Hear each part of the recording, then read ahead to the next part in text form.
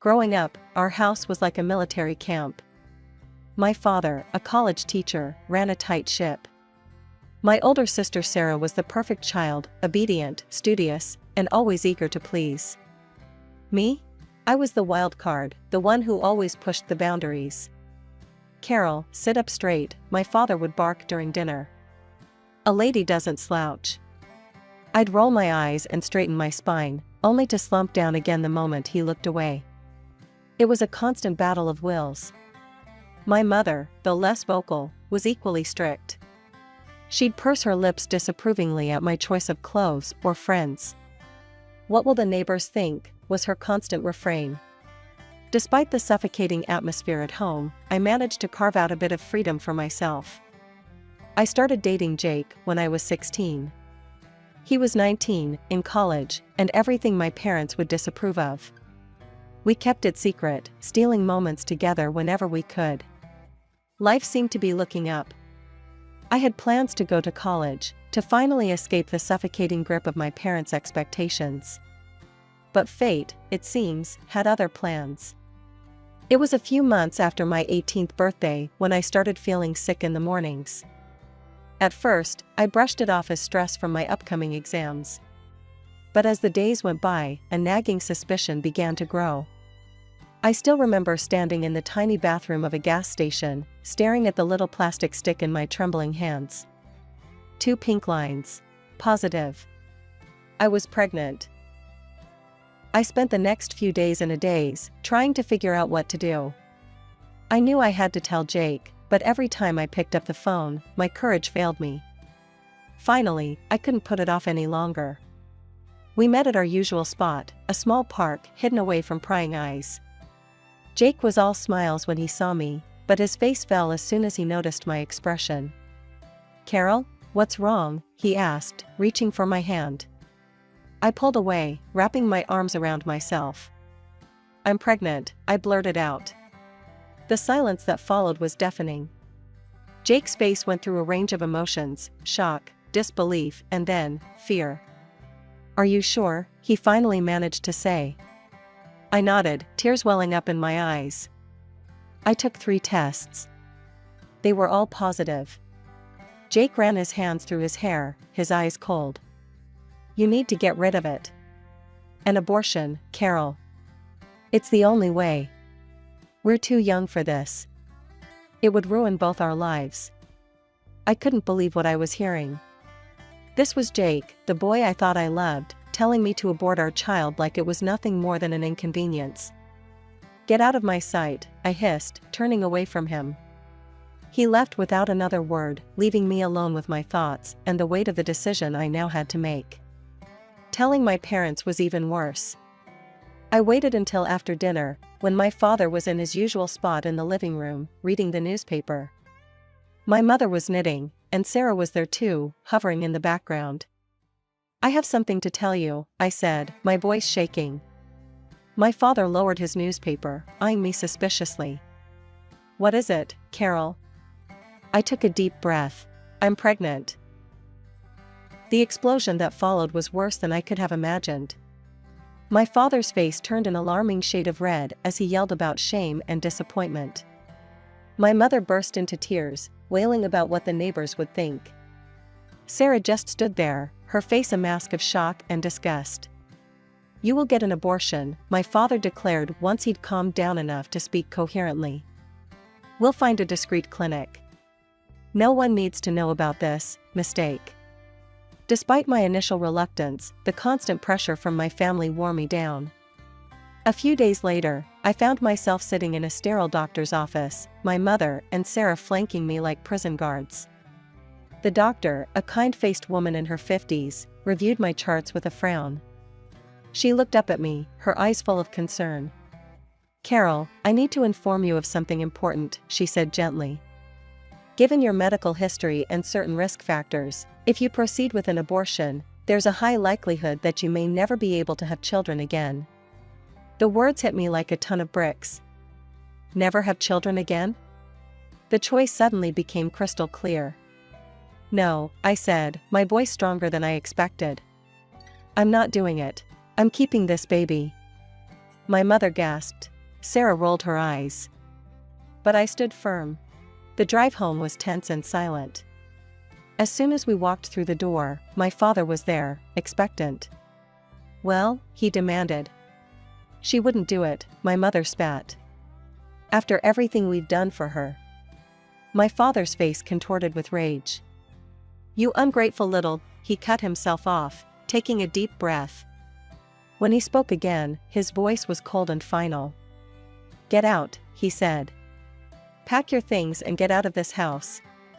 You're no daughter of mine. I won't have you embarrassing this family with your condition." My mother nodded in agreement, her eyes hard. "You heard your father. Go." Sarah just stood there, silent and judgmental. Tears streaming down my face, I ran to my room and threw some clothes into a bag. As I headed for the door, my father's voice stopped me one last time. "And don't think about coming back. As far as we're concerned, you're dead to us." The door slammed behind me, the sound final and devastating. I was alone, pregnant, and homeless. In desperation, I called the only person I thought might help, my Aunt Linda. She and Uncle Bob had always been the black sheep of the family, living in another state and rarely speaking to my parents. "Carol? What's wrong, sweetie?" Aunt Linda's voice was warm and concerned. Through tears, I explained everything. There was a long pause after I finished. "Where are you now?" she finally asked. "Outside our house. They kicked me out." Another pause. "Stay right there. We're coming to get you." The drive to Aunt Linda and Uncle Bob's house was long, but it gave me time to process everything that had happened. Their house was modest but welcoming. As soon as we arrived, Aunt Linda went into full mother hen mode, fussing over me and insisting I eat something. Uncle Bob carried my bag to the spare room, which would now be my room. "It's not much," he said, setting the bag down, "but it's yours for as long as you need it." I looked around the small, cozy room and felt a lump in my throat. "It's perfect," I whispered. The next few weeks were a whirlwind of doctor's appointments, discussions about my future, and adjusting to my new life. "We've been thinking," Aunt Linda said one evening over dinner. "We want to help you continue your education." I looked up from my plate, surprised. "What do you mean?" Uncle Bob leaned forward. "We've set aside some money over the years. We never had kids of our own, so we thought we'd use it to help you go to college." I was speechless. After everything that had happened, the idea of still being able to pursue my dreams seemed impossible. I don't know what to say." "Say yes," Aunt Linda smiled. "We believe in you, Carol. This baby doesn't have to mean the end of your dreams." And so, with their support, I enrolled in a local community college, majoring in business management. It wasn't easy, balancing classes with doctor's appointments and the increasing discomfort of pregnancy, but I was determined to make it work. I also found a job as a waitress at a local restaurant.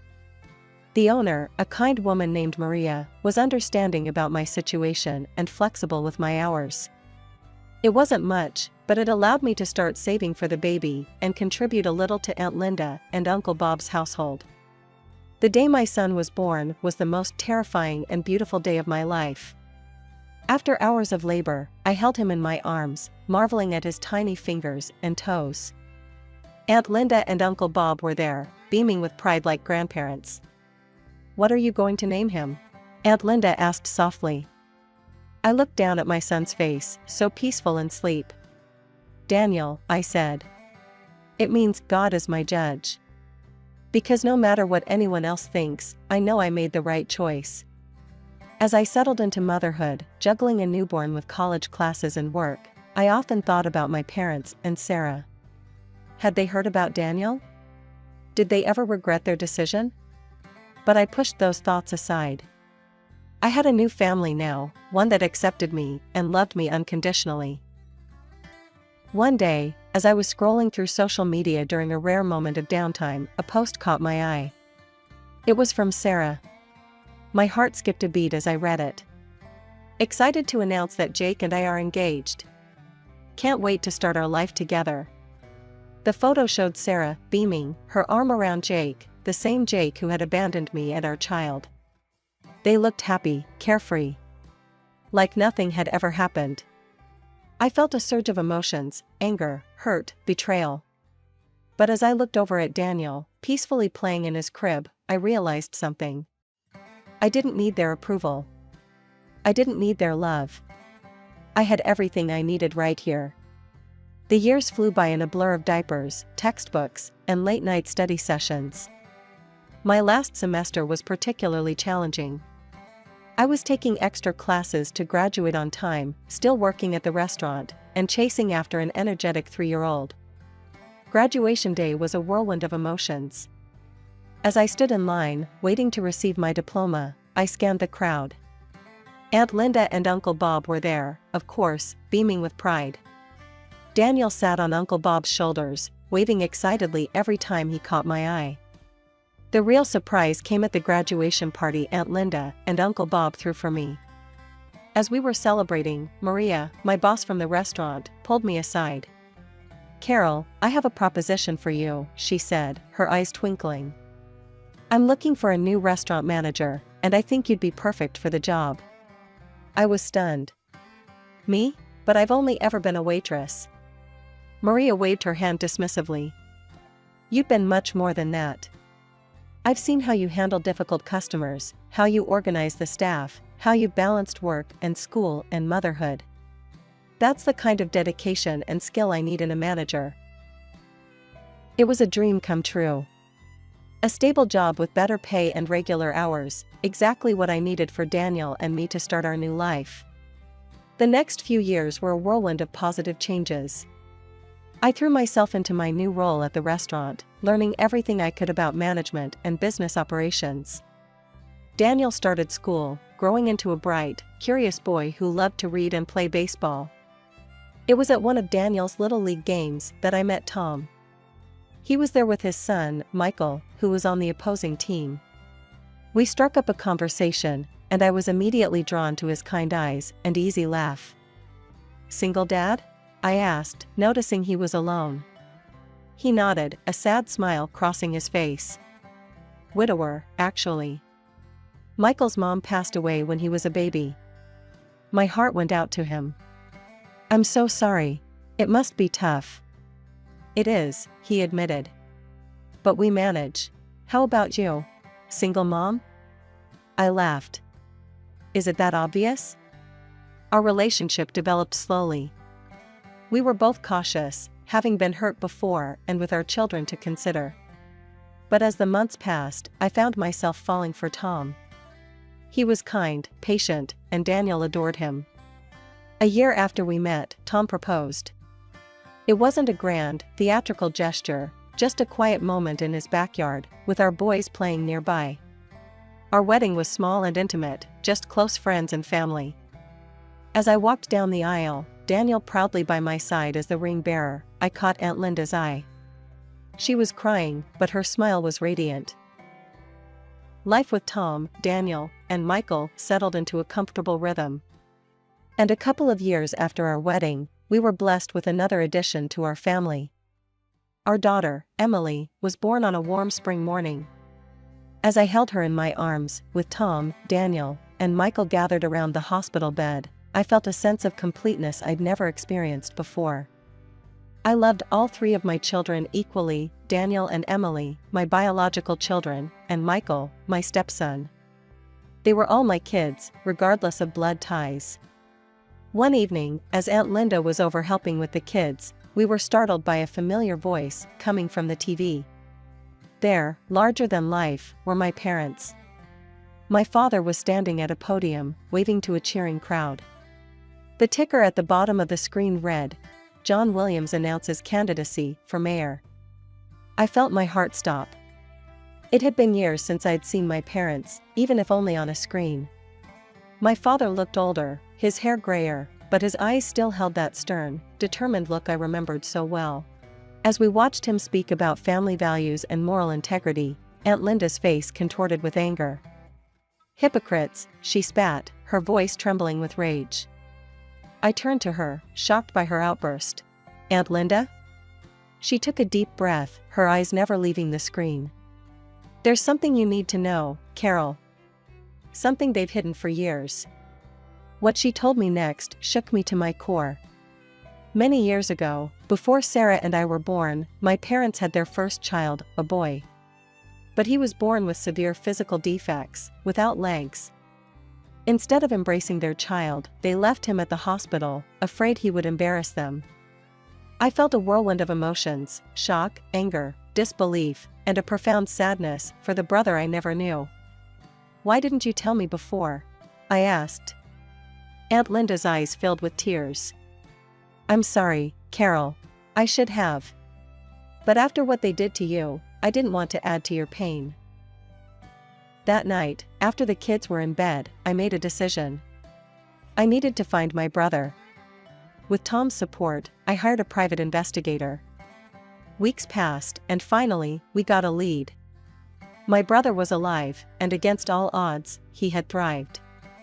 He was a successful writer, married with children of his own. He had been adopted by a wealthy family who had given him every opportunity to succeed in life. Meeting him for the first time was surreal. Despite his physical differences, I could see echoes of my own features in his face. His name was James, and he greeted me with a warm smile and open arms. "I always knew I had a biological family out there somewhere," he said, his voice gentle. "I just never expected to find a sister." Over the next few months, James and I grew close. I introduced him to my family, and he welcomed us into his. His wife, Sarah, a coincidence that made me laugh, and their 2 children became a part of our extended family. 20 years had passed since that fateful day when my parents kicked me out of their house. Life had moved on, bringing its share of joys and sorrows. My eldest, Daniel, was now 19 and had just started college on a baseball scholarship. I couldn't have been prouder of the young man he'd become. One lazy Sunday afternoon, as I was scrolling through news articles on my tablet, a familiar face caught my eye. It was my father, looking older but still carrying that air of self-importance I remembered so well. The headline read, "Mayor John Williams discusses family values in exclusive interview." Curiosity got the better of me, and I clicked on the video. For a few minutes, I listened to my father espouse the importance of family, integrity, and moral values. And then, the interviewer asked about his children. My father's face softened into what I recognized as his public sympathy look. "I have one daughter, Sarah. She's the light of our lives. Tragically, we lost 2 of our children. The pain never really goes away, but it's made our family stronger." For days, I seethed with a quiet rage. How dare they? How dare they erase me, erase James, and paint themselves as tragic, sympathetic figures? Then, almost as if fate was intervening, James called. "Carol, guess what? I'm doing a book signing in our hometown next week. It would mean the world to me if you could come." "I wouldn't miss it for the world," I told James, a plan already forming in my mind. The following week, I found myself back in the city of my childhood. As I walked the familiar streets, memories flooded back, some good, many painful. I pushed them aside, focusing on what I needed to do. The book signing was being held in the grand ballroom of the city's most prestigious hotel. As I entered, I saw that James hadn't exaggerated, it seemed like half the town was there. Local celebrities, business leaders, and politicians all mingled, waiting for the event to begin. And there, in the front row, sat my parents and Sarah. My father, now the mayor, looked every inch the distinguished politician. My mother, elegantly dressed, smiled and nodded at acquaintances. Sarah was sitting next to them. They hadn't seen me yet. I took a seat near the back, my heart pounding so loudly I was sure everyone could hear it. James rolled onto the stage in a wheelchair, to enthusiastic applause. He looked confident, at ease in the spotlight. As he began to speak about his book and his life, I saw my parents nodding sympathetically. "I was born with a severe physical disability," James was saying. "No legs, and other health issues. My biological parents abandoned me at the hospital, unable or unwilling to care for a child with my needs. I watched my father's face carefully. He showed no sign of recognition, no hint of shame. Just the carefully crafted mask of a politician expressing appropriate concern for a constituent's sad story. James continued. I was fortunate. I was adopted by a wonderful family who gave me every opportunity to succeed.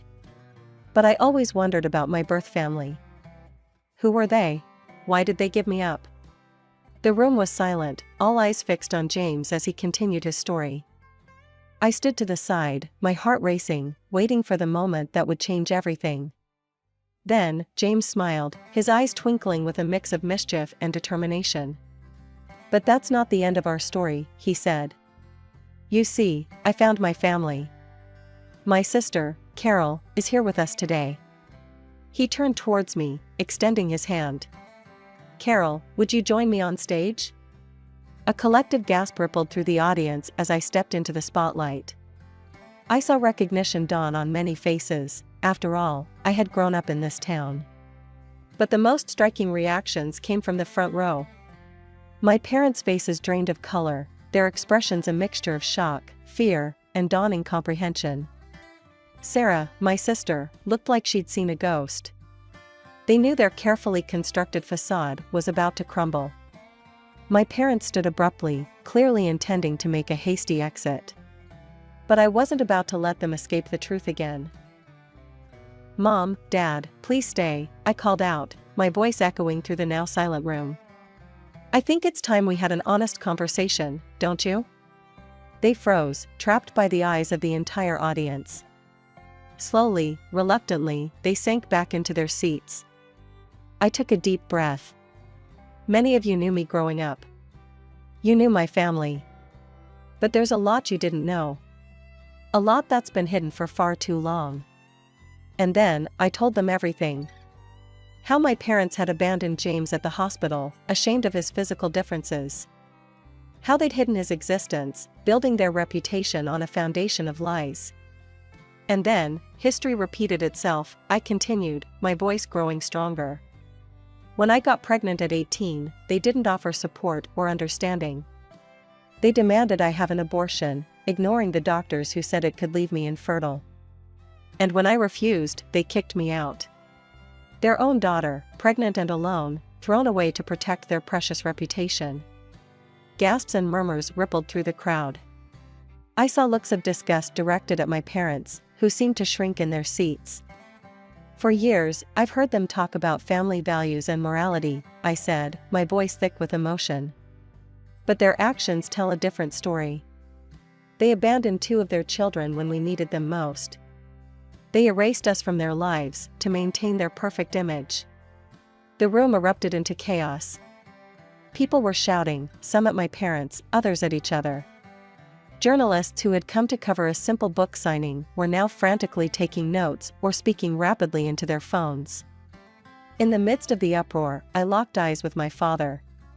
The man who had loomed so large in my childhood now looked small, defeated. My mother was openly weeping, while Sarah sat frozen, her face a mask of shock and confusion. In the days that followed, the story exploded. It was all over the local news, then national. My father's political career evaporated overnight.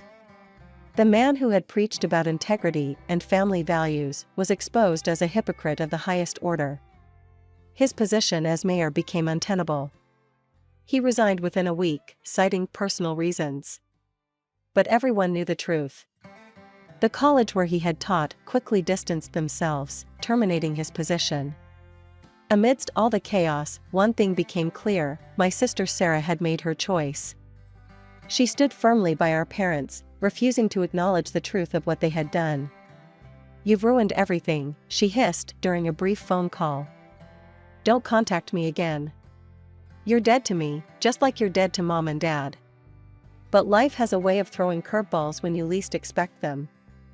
A few days later, I received a call from a number I hadn't seen in over 20 years. It was Jake, Sarah's husband, and the father of my eldest son. Carol? His voice was hesitant, almost sheepish. I've been thinking about us. About what happened. Sarah and we can't have children. And I thought, maybe we have a son together. We could be a family. I couldn't help but laugh. Jake, you made your choice 20 years ago. You abandoned me when I was pregnant with your child. You married my sister. And now, just because you can't have children with her, you think you can come back to me? No, that's not how this works. But Carol. No, Jake. I have a wonderful husband and a beautiful family. I don't need you, and I certainly don't want you. Goodbye. I hung up, feeling a sense of closure I hadn't realized I needed. However, the surprises weren't over. The next day, I received another unexpected call. This time, it was from Jake's parents. Carol, a tentative voice asked. This is Martha, Jake's mother. We just found out about Daniel. Is it true? Do we have a grandson? The conversation that followed was emotional and eye-opening. It turned out that Jake and my parents had told them I'd had an abortion and run away from home. They'd spent years believing their grandchild never existed. We'd like to meet him, Martha said, her voice trembling. If that's okay with you, of course. We understand if you don't want us in your lives. I thought about it for a moment. These people weren't responsible for Jake's actions or my parents' lies. They were victims of the deception too. Okay, I said finally. I'll talk to Daniel and see if he's open to meeting you. The meeting between Daniel and his paternal grandparents went surprisingly well. There were tears, hugs, and a lot of catching up to do. Daniel, always compassionate, welcomed them with open arms. In the months that followed, life settled into a new normal. James and his family became regular fixtures in our lives, filling our home with laughter and love. Aunt Linda and Uncle Bob doted on all the grandchildren, biological or not. As for my parents and Sarah, I heard snippets of news now and then. They'd moved away, trying to escape the scandal. Part of me felt sorry for them, but I knew I'd done the right thing in telling the truth.